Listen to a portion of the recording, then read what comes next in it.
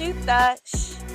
Get ready because today our guest is absolutely badass. She's a competitive shooter, top-tier security pro, and a fierce mom and Marine wife who's got her sights both set on both family and firearms.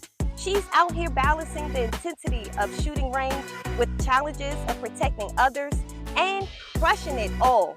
We're diving deep into how she handles it all with precision and confidence. This is all about power, skill, and pure adrenaline. You don't want to miss this one.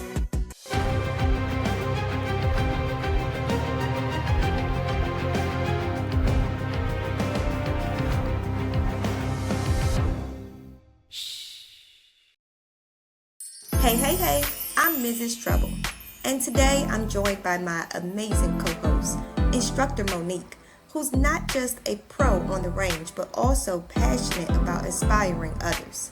Today, we're thrilled to introduce our special guest, Miss Lauren Printess, a beginner competitive shooter who's diving headfirst into the world of competition and already turning heads. We're here about her journey, her challenges, and the fire that keeps her aiming for greatness. Let's get started. So I see here you have, I'm going to presume is your competition gun. Okay, Yes. So what kind of gun is it? So this is the CZ Shadow 2. Mm-hmm. So it is probably one of the most well-known comp guns out there, probably next to like a lot of your high-end like guns like Staccato, Walther, Mm-hmm. etc. So I'm familiar with Staccato and Oh, their yeah. prices. Yes. So yeah, there is like a big factor in price when it comes to a lot to these firearms. Mm-hmm. The reason why I like this one so much and I've gotten more of a chance to shoot it more is just because I just like the weight of it. I like how, like, even though it might feel heavy to some, and you might feel like, oh my god, this is so heavy, I just want to like drop this thing. I like how it has very minimalized recoil, Mm-hmm. and as you're shooting, you know, has very minimalized recoil, and just the feeling of the trigger and the reset on the trigger, because it has like a really fast reset mechanism. Okay. Where you pull the trigger and it's like boom, like already ready to go again. So it literally has like minimal slack, like there's not too much slack in there. Okay. Yeah. Nice. And the pretty much, I mean, a lot of times there are a lot of people out there who will like, they'll buy a gun, they'll buy a Glock or something, and then they'll want to use it in a comp, but Glocks out of the box, like they're not prepared and they're not ready like a gun like this. I'm feeling offended. Because you gotta tweak those. I have a Glock and I shot comp with. I did okay, by the way, but I'll let you continue. But for the most part, I like this gun because it's already an out of the box prepared, ready comp gun, and there's just nothing that I would have to do to it. Right. As whereas other guns, you gotta tweak something to it, or you gotta like take this off or like the slide off and switch a bunch of different little things. But I just like it because it's I like the feel of it in my hand, how it fits well in my hand. How like when I pull it out, whenever I have my holster with me, I can just present it and then just already have it ready to go. Right.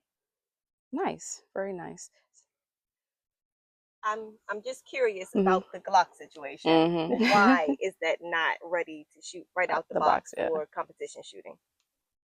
So, just from my own opinions, so Glocks to me, I feel that they're more of a I mean, there are a lot of different perspectives of Glocks that you could, tailor it to.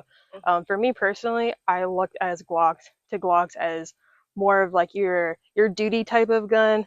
Like it could be like your gun that like a lot of like people carry on duty, like security, law enforcement, a lot of big name agencies that will carry Glocks. And then you have your other realms of concealed carry, concealed carry, open carry, based on where you're at. But I'd say for competitions, I've seen a lot of people shoot them in competitions, people who are just more, I'd say if you're just getting more of a feel into the niche of things, I mean, it doesn't always have to be such like a high-end gun like this, but you could bring your Glock out there and with your holster and mags and just come shoot. I'm just curious exactly what are the things, because I'm hearing you say out of the box, Glock. So meaning there has been no upgrades, there's been No no modifications, changes to it. no. Yeah. So I'm just trying to get the viewers to understand what would make it so different than you just buying a Glock out of the box and using it as a competition gun versus buying something more like this that's specific to shooting sports. More of the trigger response time, things like that, that you would say that's specific to Glock being not necessarily right out of the box without changing anything, ready for shooting competition? Is it more of the trigger and the weight?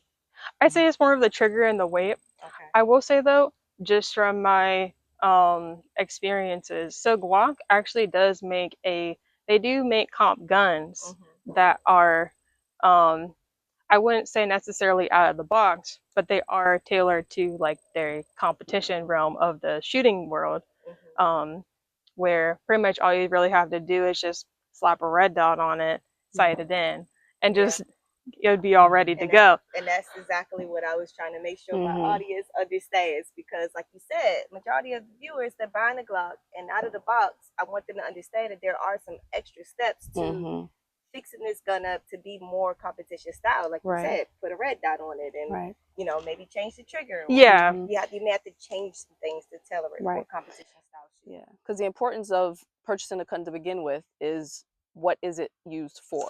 You know what I mean? So purchasing a Glock straight out of the box, we already know that's probably for recreational use or for self-defense. Yeah. It's not for competition, right? However, if you, again, like you said, you put a red dot on it and you slap a drop-in performance trigger that Glock just made, by the way, you then change the dynamics, right, of how the firearm is used. So yes, I use it for personal use, but if I need to go and shoot it in a competition, I have the performance trigger, I have a red dot, so it's a little closer. Ain't your CZ, but it's closer to what I would need it for if I want to use it in a competition. So that's great feedback. Yeah, definitely. So as far as this particular gun, I mean, I'm looking at the color. I mean, lots of people, we're going to get a close-up on that. But I'm looking at the color, and the color is amazing. What made you decide to pick that color? Was it something that just so happened, or it was by choice? So it just happened. So ironically, so this was actually, so my husband actually gave it to me as one of my Christmas gifts like 3 years ago, like 2-3 years ago. Great job. And it was primarily because I had just got into the whole competitive shooting thing, and I had just been dying to get one, like my hands on one, because I hadn't shot one yet. I had seen them come through the shop, but I just hadn't had a chance to get my hands on one. So when it came around and opened it up, and then I just go, oh my god, this is the best thing ever. Can't wait to take it to the range the next day and shoot it. And then shot it and fell in love with it ever since. And unfortunately I don't have it with me today, but I have this so with Safariland does have like a holster set up where the little QLS thing. Yeah. So I had a holster attachment, even like with my current belt, where you can just take that holster out and then you can just slap the other holster in.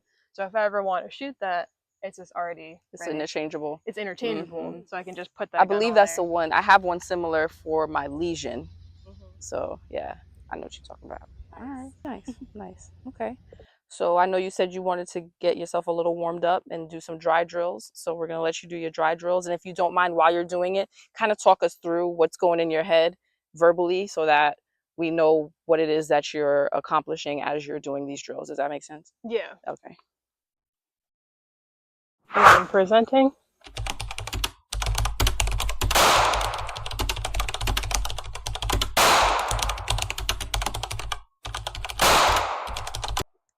And I'm taking the mag out, unloading a show clear.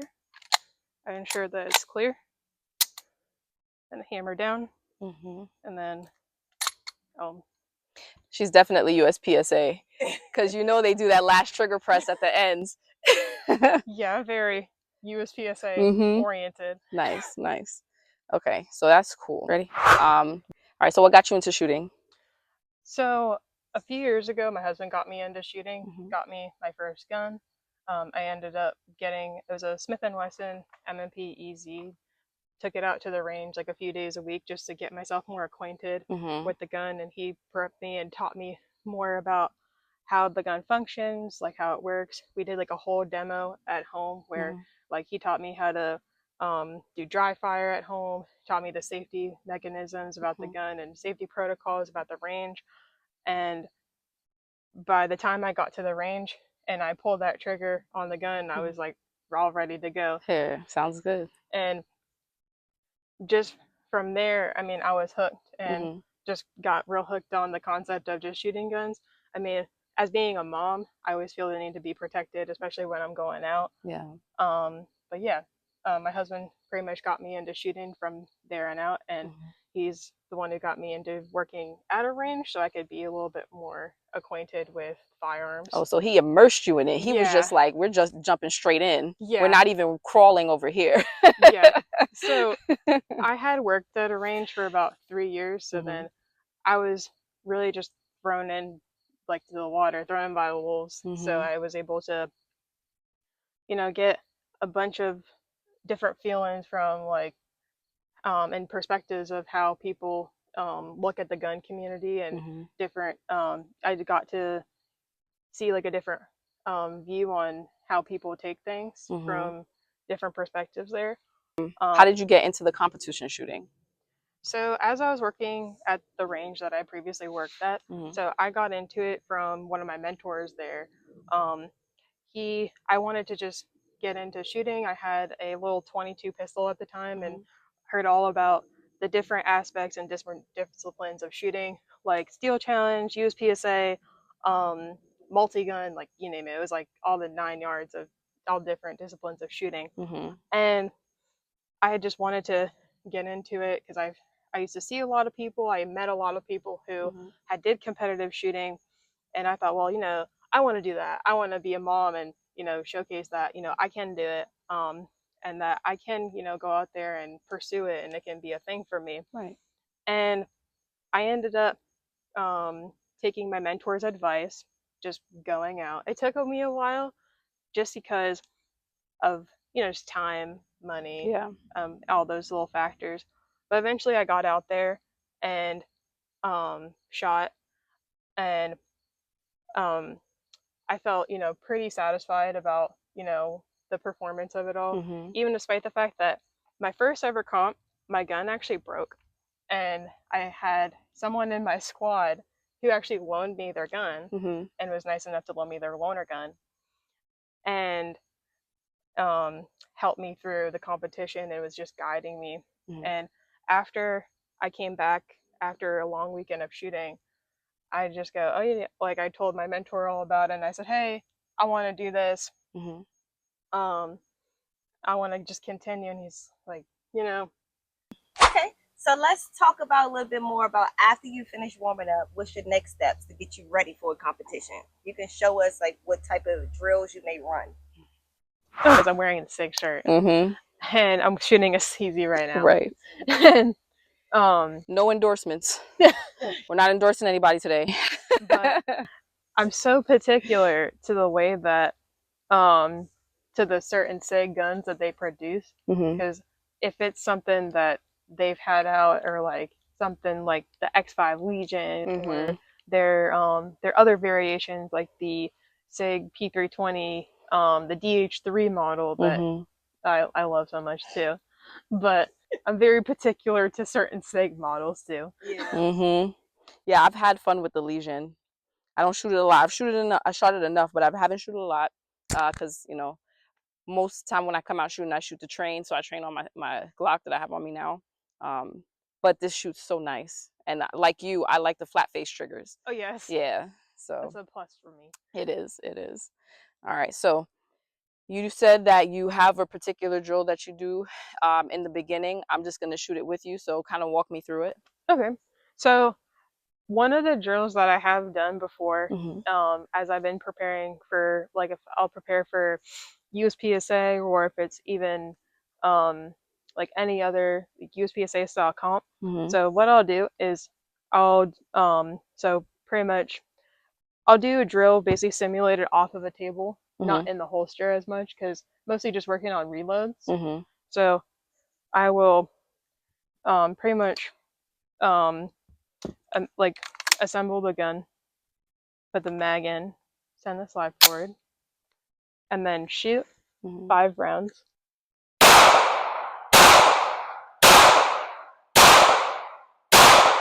And then drop the mag, reload.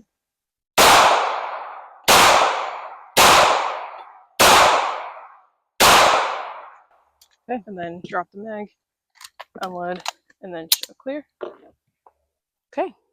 So kind of like a slower like reload type sense, so that way I can get more of a feel for the quick change with the mags and everything. Okay. Because a lot of times, if I'm on the move and I'm reloading my mag, I don't want to like do it too fast, or like, oh, I want to do it efficient enough to where I can do it quick enough. But when I'm practicing, I'll slow it down a little bit at first, so that way I can just work up to that. Okay. All right. So I'll do this one with you.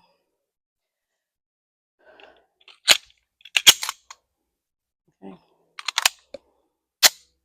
So there's 5 rounds? Yeah. Okay. And then a reload? Yeah, so then you'll drop the mag, reload, shoot 5, drop the mag, unload, show clear. All right, sounds good.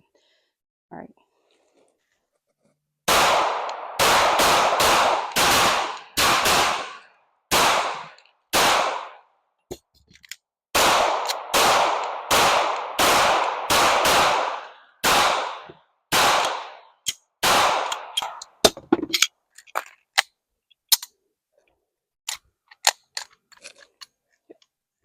Okay. But at the tune-up, when on the comp day, it's live. Right. You're already there. And you don't have any time to figure it out the day of, so you got to know how to do You it just the gotta day before. strategize the day before, and usually they will have what's called a kind of like a document or like a matrix layout of the loadouts, the style of like what we're going to be doing, and a lot of it is like the physical fitness stuff and the shooting. So because the loadout depicts what we're going to be shooting. When you say loadout, I'm not really familiar what that actually means. When you say loadout, what is a loadout? So a loadout is basically how many mags of how many rounds you're going to be loading. So essentially in the TAC games, so you have a lot of times, for what I've seen for the most part, you have they'll do at most 4 rounds a lot in a lot of the stages. So say you have 4 mags and 4 mags rifle and 4 mags pistol. So they'll say, okay, load 4 mags of pistol, 8 rounds, or 4 mags rifle, 12 rounds. And the target will be laid out kind of in a sense like that, but it'll have kind of your they'll have like 2 circles there, and then like at the top, and then 1 circle at the bottom. Okay. Or like it'll have like 2 circles at the top or 2 circles at the bottom. Yeah. And then they'll say, in the course of time, you have 15 minutes to finish this event. You have a 15-minute time cap, and that's also in addition to the amount of times you're probably picking up weights or a sandbag trying to get it to the firing line and finish the physical part before you get to the firing line. But usually, based off of your loadout, they'll say, okay, in total, we want this many rounds in each hole by the end. And then that's how they'll depict, or how they will score it off of how many rounds are being shot to at the target. Wow, interesting. So they work you out first, and then they test your skill set. Yes. So you guys hear that? This is not just shooting. They work you out first, and then they test your shooting. Yeah. I will say though, the workout part is like, it's all mental. Like even especially with the shooting, because you have your vest on, you got your belt on, and it's like everything just feels like a lot's going on. And by the time you're done with that part and you get to the shooting line, it's like you just gotta get yourself all acquainted, take a second or a breath real quick, and at the end of the day is just because the reality of it all is just the day of, normally that's when you're live. Right. That's your prime. Normally in what I do now in the tactical games, normally the day before, like the day of check-in and everything, when you're getting all prepped and everything, and they're checking in your gun and all that, and your vest, normally they'll have a thing that you can register for beforehand. It's called a tune-up. And the tune-up is basically, it's a session. It's like about a 2 to 3 hour session with a one of their guys who works in the games. And it's basically your opportunity to just get it's like kind of like a warm-up day before the day before the comp. Okay. So that's kind of just your time to figure out any little errors before anything. And once you're on that firing line, once you're in that lane, it's live. It's go time. It's a game. Yes. All right. So let's jump back into this as far as what next drill Mo has for you. So Very nice. let's go ahead and do Good. So we're gonna go ahead and show those quick trigger presses with the bill drill. So it will take turns and do the bill drill. And we'll just record the part time, and we'll get them on there afterwards. Okay. So the bill drill was 6 rounds. 6 rounds.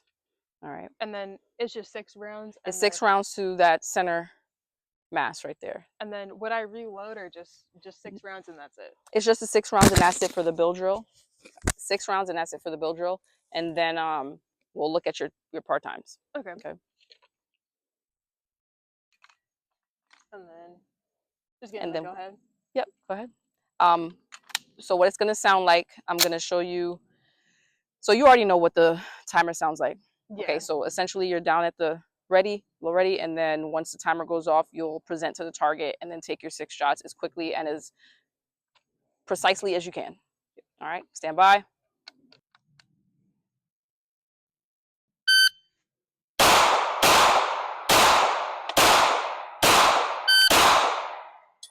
All right.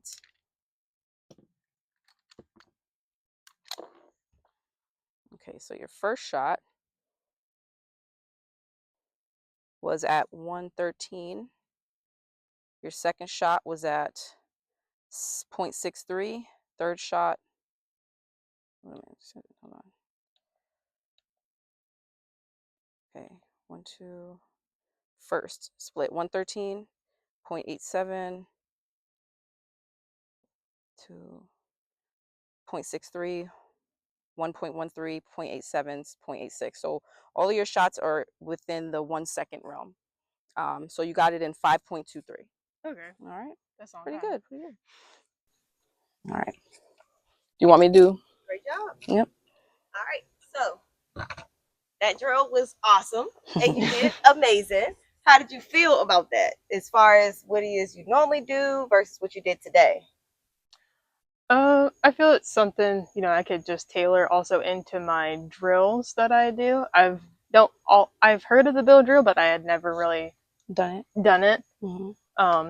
Have heard about it from other competitors that I have competed against or have seen compete before, and have seen different demo videos on it. But it's actually nice for me to now actually go ahead and actually do it.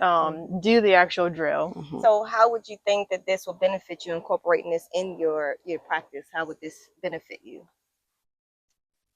I would say it would benefit me from a positive light, because I mean, in the tactical games, so we do a lot of shooting where you're not necessarily standing, but you're on a VTAC barricade, and a lot of times, with the bill drill, I mean, you're mostly drawing from a holster, and then you shoot 6 rounds in that par time. Okay. And you have all those split par times.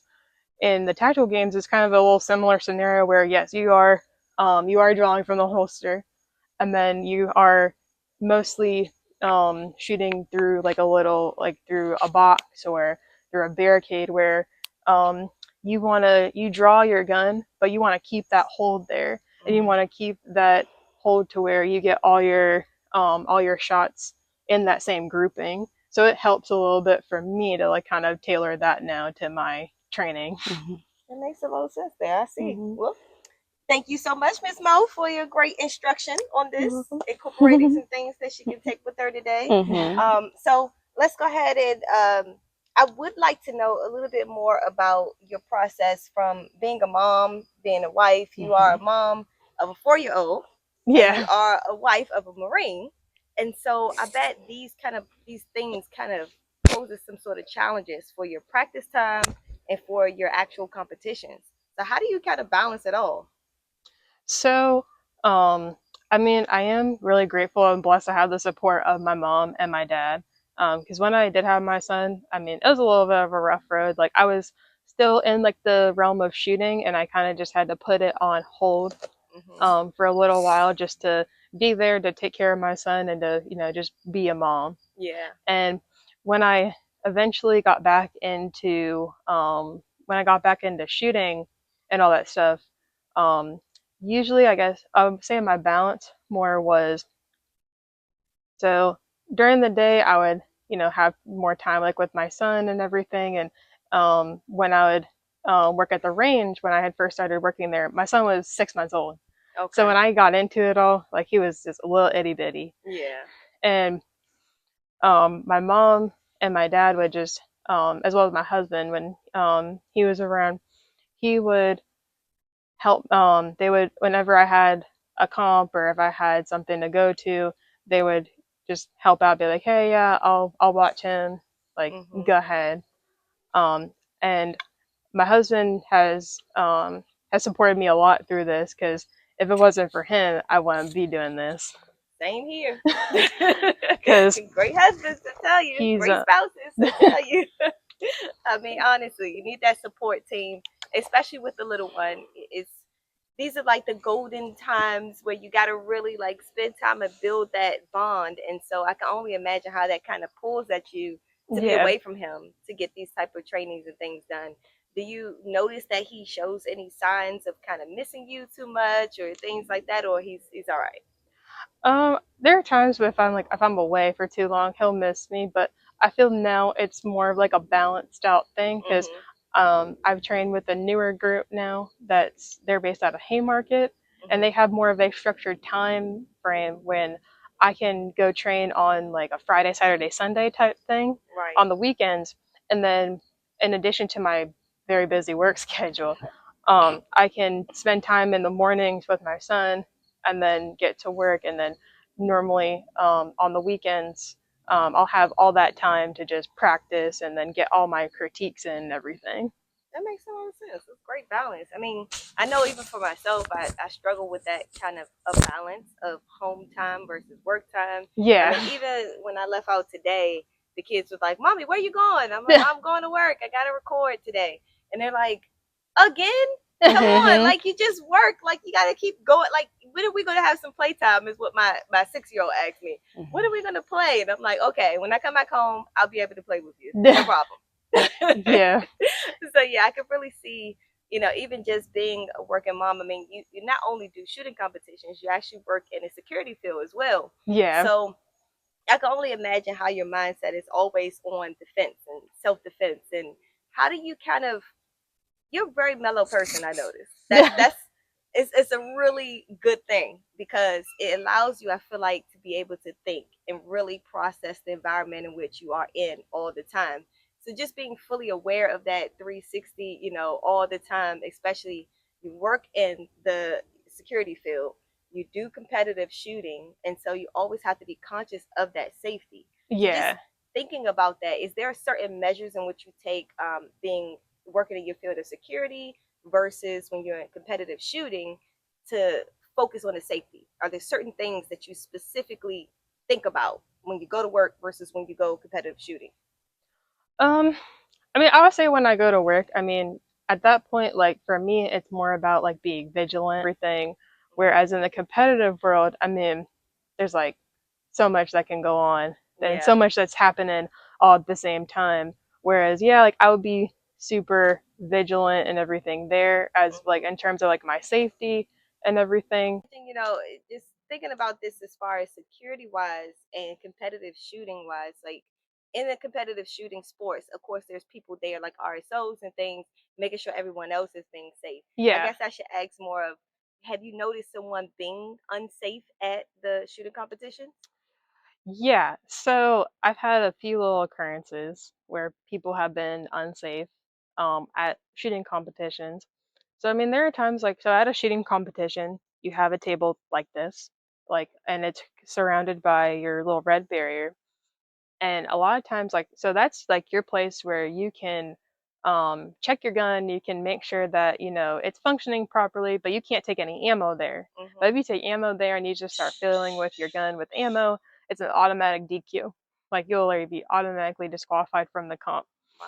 And I've seen a few little occurrences of that, but there's just ways to just try and get around it and try to properly educate people, be like, who are a little newer, and then say, hey, just don't take ammo there, or like just leave your mags, or if you just take an empty mag with you there to make sure that if you want to just dry fire, um, whereas um, you know, you don't want them to be DQ'd or anything. Exactly. But you've seen somebody actually go in that space with yeah, ammo. So and stuff wow. and stuff like that.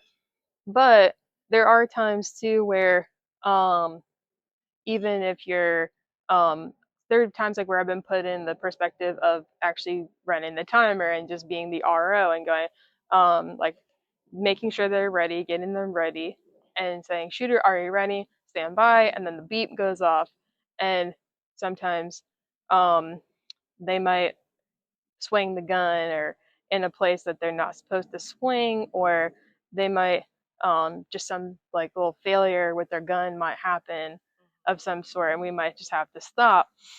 And um, there have been times where yeah, there have been like few little bad like little errors that have happened on the range, but just properly trying to educate those people who are a little bit newer, if they haven't been out in a while, be like, hey, just don't do it like this, or like, just giving them the proper protocols and the proper steps into the competition.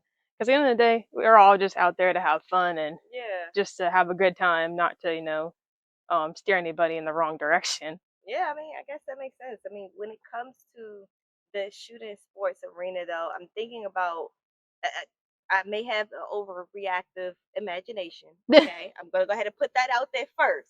But in my mind, when you hear this, that sound immediately just provokes shooting for you. I mean, yeah, and I would imagine it would happen in any setting. If you heard this distinct, it's like, yeah. oh, it's go to, oh, I don't have my gun on me today.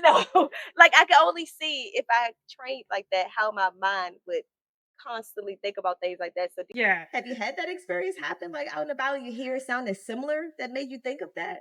I wouldn't say like I've had like a similar experience to that, but I've heard like if I'm just out and about and I hear it, like I'll immediately think about like me in a shooting sense. But there are times where like I'll just immediately hear it. I'm like, oh my god, where's this coming from? Like, where's my gun at? Like, where am I supposed to be here? Yes. And it'll just throw me off. Like I could even be like driving down the road and there would be, ambulance siren going off. I'm like, where's the coming from? Yeah. I can only imagine that. So that's my overreactive imagination. So I don't know, maybe think about asking you that. So let's jump back into this as far as what next drill Mo has for you. So let's go ahead and do that. Okay. So this drill is called a failure drill. Okay. So essentially what you're doing is 2 to the chest, 1 to the head. And why it's called a failure drill is because after those 2 to the chest, homeboy's still standing, right? So that 1 shot to the head is supposed to go ahead and take him out, okay? So this drill is one of also Gabe White's drills, and for his turbo pin it's 1.7 seconds. For his light pin is 2.25 seconds, and then for his dark pin is 2.5 seconds. So his times are they're not generous. They're not generous whatsoever. They're pretty quick. But yeah, so essentially that's the next drill. 2 to the chest, 1 to the head, as efficiently, effectively, and precisely as you can. Okay. All right. And then would it just be one time or what? Yep. Okay.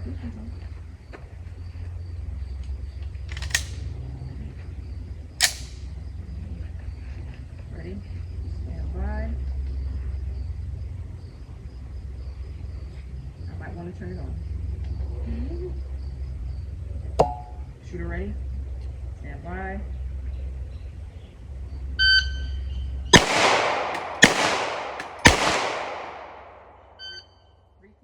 That was very nice, very nice. Woohoo! Great job!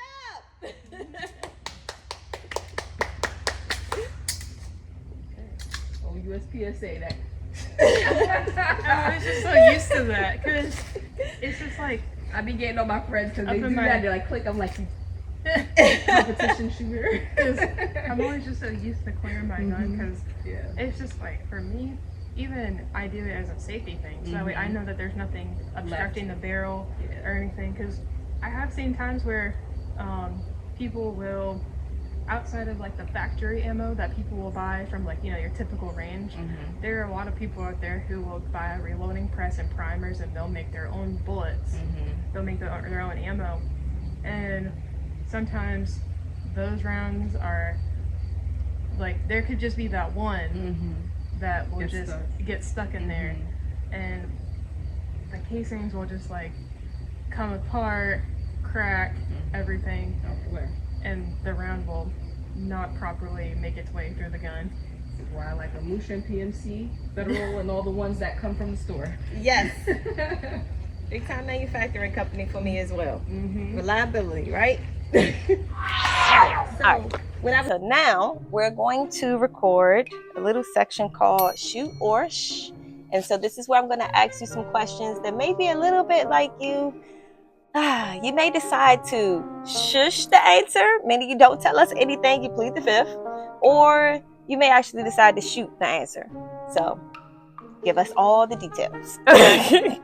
All the juicy stuff. All right, so my first question is, have you ever felt that being a woman in the competitive shooting has resulted in an unfair treatment or bias, either from your peers or from the judges? I wouldn't necessarily say by any like judges or anything, but more or less sometimes like peers, because sometimes, I mean, coming from a female perspective in this male dominant community, there are a lot of men out there who think, you know, I'm big and bad, I can do it too, and sometimes, you know, they might make a little fool of themselves. And I mean, as a woman coming out here and doing it and being a mom, I mean, I'm showcasing, yeah, I can do it. I can be successful in my competitive shooting journey. I mean, there are a little bit of times where, you know, it can be a little rough around the edges, you know, a bit of camaraderie here and there. Some, you know, but I mean, for the most part, I mean, I would say in the competitive shooting world, there are times where, yeah, I mean, there are those types out there that feel a little intimidated, like by a woman coming up and stepping to the plate of shooting. Okay. All right. Well, good. You shot that number one answer. Boom, boom. All right. So question number 2. Do you have any experience with family members like immediately judging you, learning that you're dealing with firearms or that you own firearms? I wouldn't say like it was many, but I mean, I've had an occurrence like with my grandmother. So my grandmother, she comes from I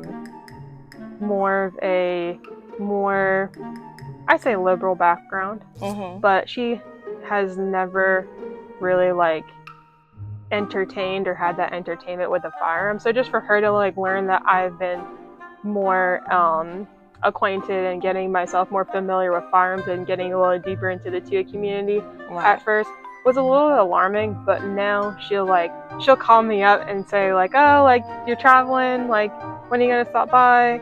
And she'll reference, like, have this little funny reference where she says, oh, you're shooting bullets.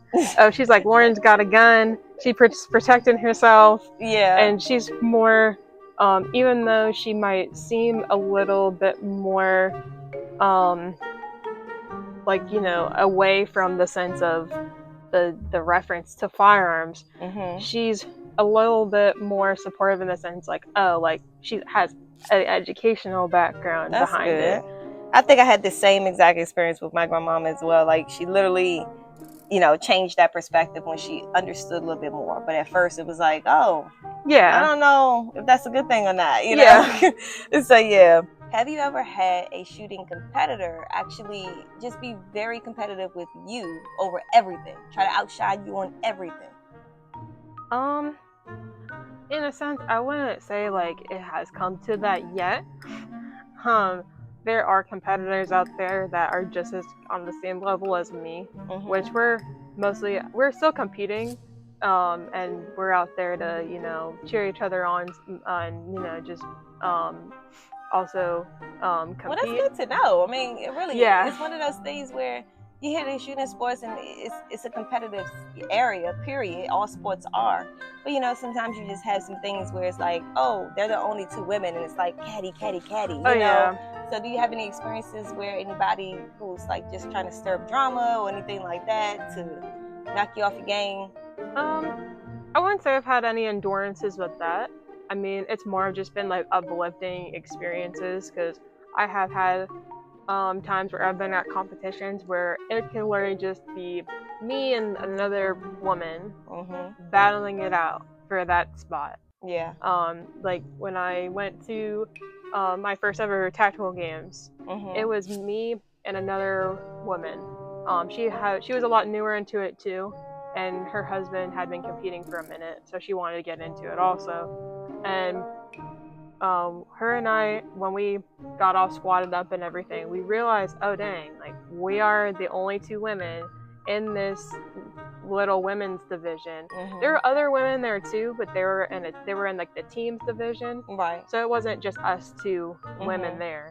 But I mean, it wasn't necessarily a grudge match where it's like, oh my god, like I'm gonna just throw you off your A game, I'm gonna stir up this drama. It's like we were the whole weekend, because we were on the same schedule the whole weekend, so we were just moving around from stage to stage, also helping each other. This is actually pretty funny. So we were actually helping each other strategize how we were gonna do the comp. That's amazing. That's amazing. So like how we were gonna get through this comp, because I mean, it was both of our first ever games, and she had never done it, and it was my first games. But I just think it was just so funny how it just happened to be that way. Because most times, that's amazing. The fact that you guys are technically competitors, right? Yeah. But you're helping each other out. I mean, a sisterhood. That's amazing. That's amazing. That's women empowerment all the way. Love it. Yeah, the whole weekend. Because it's in the tactical games, it's a 2-day event where you're it's combined with physical fitness and then the two-gun aspect of shooting. And they clash that all together in the comparison of 2 days. But when we got all squatted up, and then we just, you know, that's great. realized everything kind of just meshed that way. We were like, oh, you know, she would come up to me and go, I remember one time, well, I had my belt on and everything, and my gun in my holster, and I had my my mags like a certain way, and we were about to go on this one stage, and she goes, are you gonna put your mags that way? She goes, you need to flip your mags. And I just go, okay, like I'll do it. And then she was just helping me out, and we were uplifting each other and helping each other throughout the weekend, because at the end of the day it was only us two. Yeah. I'm really, really happy that took place like that. All right, so our final question for you today: what's the most uncomfortable or inappropriate thing that someone has said to you as a woman in the shooting world, and how did you handle it?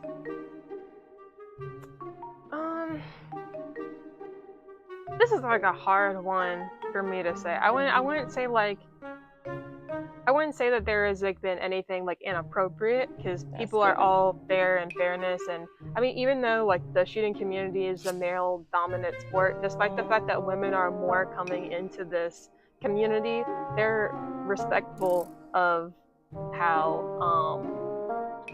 women are coming into it. However, there have been occurrences where, as I mentioned, like like the typical, like the guys who like they think that like they're all big and bad type, they kind of come into this scenario.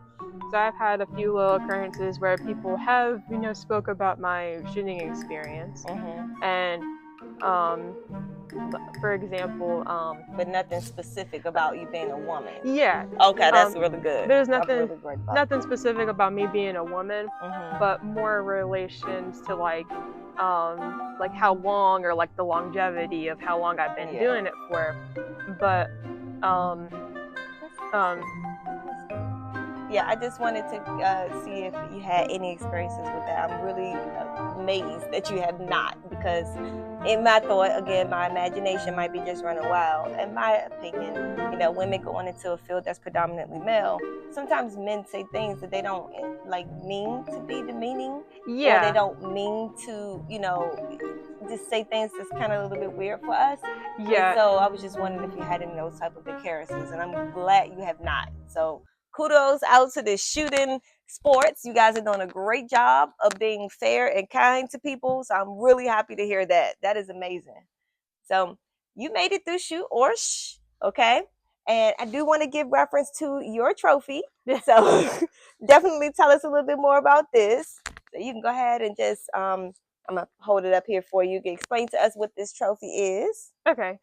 So, this is the Tactical Games plaque trophy that I won at my first ever Tactical Games, um, at the Sawmill Training Facility out in Lawrence, South Carolina. Um, so, I had competed basically for 2 days, and then after 2 days of competing, and then normally at the end they have what they call like a little award ceremony, Mm-hmm. and that's where they'll call off all the names of who hit the podium and who made it. And I was so shocked to just to like hear my name and just go like, oh my god, I won! Like I feel accomplished. And I went in there kind of like a little blindsided, because Mm-hmm. I was newer to the sport and I Yeah. just didn't know really like what to expect. And once I got out there and I became more acquainted with the training group and Mm-hmm. everything, everyone was there to be there to cheer me on and support me, and still are now. That's But so nice. That's really awesome. Well, definitely congratulations to you for that accomplishment. So that was 2023. I know you're constantly competing now and getting your practice. So I look forward to you winning more trophies and things. So definitely good luck to you, to all your endeavors. And thank you so much for joining us today. oh, you're welcome. No problem. Thank you for being here with us at Shoot the Shh. Make sure to subscribe and keep watching. Check out the videos that's popping up on your screen right now for more powerful stories just like this one. Today, Lauren exemplified that behind the gear and still targets, she's a woman whose strength reaches far beyond the range. She's a devoted mom, a proud Marine wife, and a protector at heart. Her story reminds us that courage isn't always loud. It's in the quiet sacrifices, the early mornings, and the will to keep going when no one's watching. Remember, power isn't just in the trigger pull, it's in the mindset. Catch you next time. And until then, stay sharp, stay safe, and stay unapologetically you.